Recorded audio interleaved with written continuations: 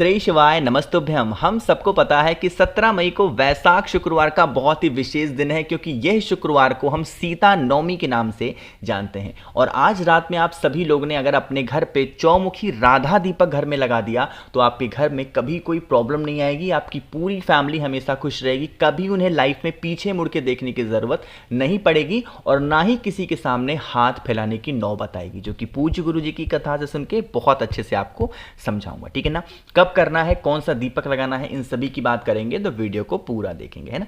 मैंने क्या लिखा था स्क्रीन पे, आपको चौमुखी दिया लगाना है। तो आपको इसी तरीके से एक मिट्टी का दिया लेना और इस मिट्टी के दीपक को आपको बनाना है चौमुखी दिया। अरे बन गया कि नहीं बन गया? बन गया ना। अब आपको क्या करना है, इस दीपक के अंदर डालना होगा तिल का तेल। अगर घी नहीं है तो आप तिल के तेल का इस्तेमाल करेंगे, लेकिन सरसों का तेल नहीं डालेंगे। या तो तिल का तेल डाल दो या फिर घी डाल दो। अब आपको इस दीपक को जलाना कहां पे है? आज रात में जलाना है, शाम के टाइम पे प्रदोष काल के बाद कभी भी जला सकते हो, ठीक है ना, 6 बजे 7 8 9 जब भी टाइम मिले।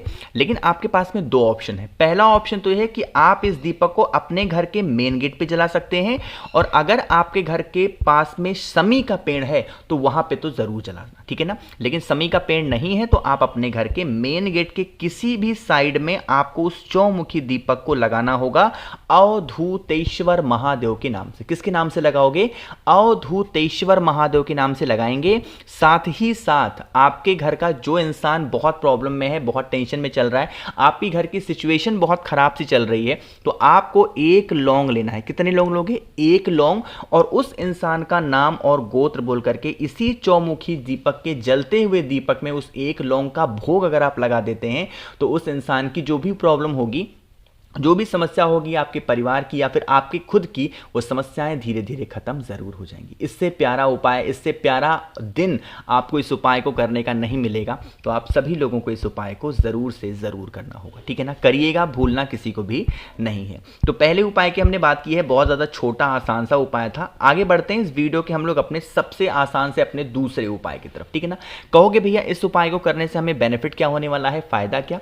जैसे मान लीजिए कि आप बहुत उपाय करके थक हो, हार गए हो, अब आपको जैसे कि होता है ना कि हिम्मत हार जाना, टूट जाना, तो अगर आप इस उपाय को कर लोगे तो आपकी बरसों पुरानी जो भी इच्छाएं होंगी, जो भी मनोकामनाएं होंगी, वो पूरी जरूर हो जाएंगी। बड़े ही नियम के साथ लेकिन उपाय को करना होगा, समझने की कोशिश करिएगा।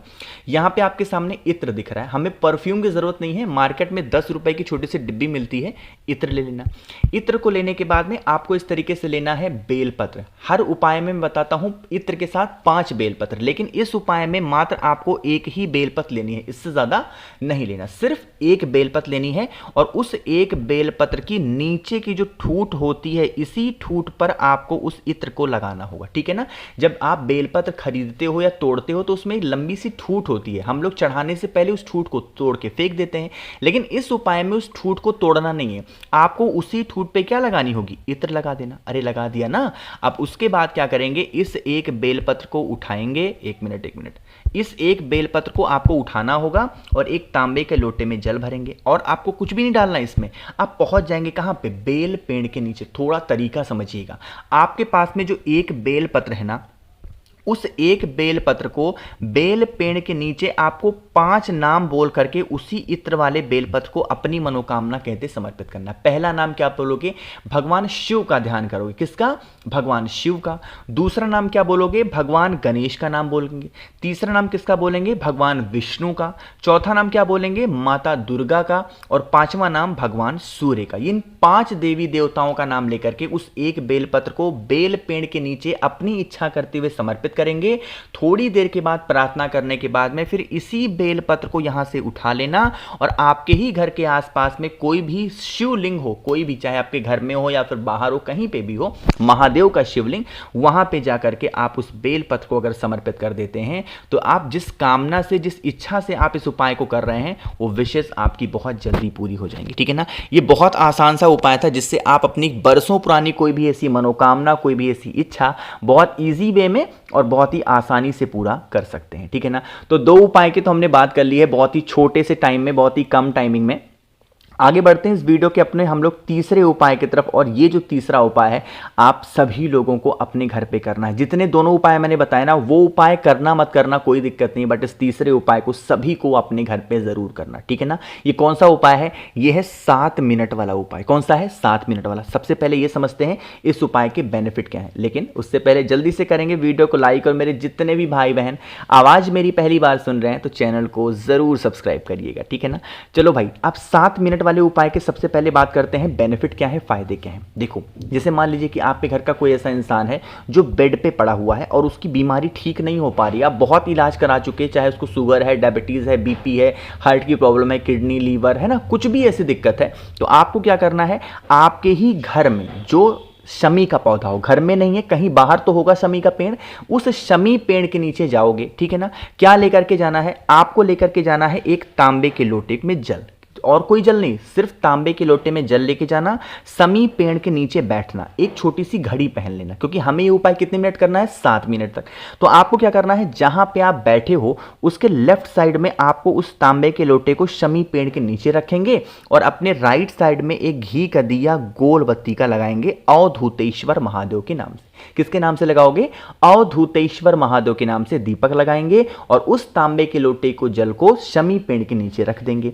हाथ जोड़ करके विनती करेंगे, प्रार्थना करेंगे, हमारे घर का इंसान है, बहुत बीमार रहता है, परेशान रहता है, हे शिव शंभू, हे भोलेनाथ, हे अवधूतेश्वर महादेव, आप इसे ठीक कर दें।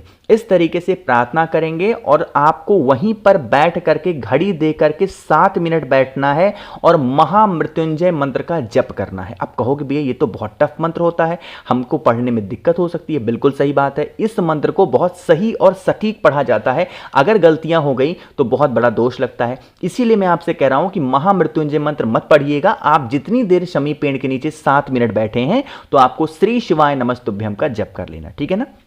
जब 7 मिनट हो जाए घड़ी में आपके, तो ये दीपक आपका बुझ जाएगा, और फिर इस तांबे के लोटे को उठाएंगे उसी जल के नीचे, और जो इंसान आप पे घर में बहुत दिनों से बीमार पड़ा है, उसकी बीमारी ठीक नहीं हो पा रही है, उस बीमार इंसान को इस जल को लेके जाएंगे सुबह, दोपहर, शाम, जितना भी जल है 3 बार में, सुबह, दोपहर, शाम तक आपको पिला देना।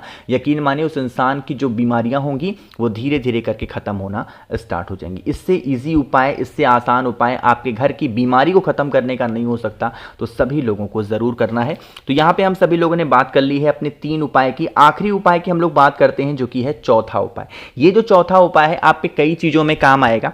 पहला तो काम आएगा कि अगर कोई भी इंसान घर का आपके क्रोधी है, बहुत क्रोध कर रहा है, तो कर सकते हैं। कोई इंसान घर का है जो बहुत बीमार पड़ता है, उस इंसान के लिए भी कर सकते हैं। और अगर कोई भी इंसान आपके घर का है जो गलत संगति में चला गया है, तो भी आप उपाय को कर सकते हैं, ठीक है ना। समझने की कोशिश करेंगे। आपको यहां पे स्क्रीन पे बेलपत्र दिख रही है, तो आपको एक बेलपत्र लेना होगा, ठीक है ना। बेलपत्र को लेंगे, एक तांबे के लोटे में जल भरेंगे, और इसी जल के अंदर उस एक बेलपत्र को डाल देना है ना। डाल दिया, फिर आप इस कलश को उठाना, अपने पूरे घर में एक बार घूम लेना, जितने भी रूम्स हो, जितने भी कमरे हों, सभी कमरों में, सभी रूम्स में एक बार घूम लेना, वॉशरूम को छोड़ करके।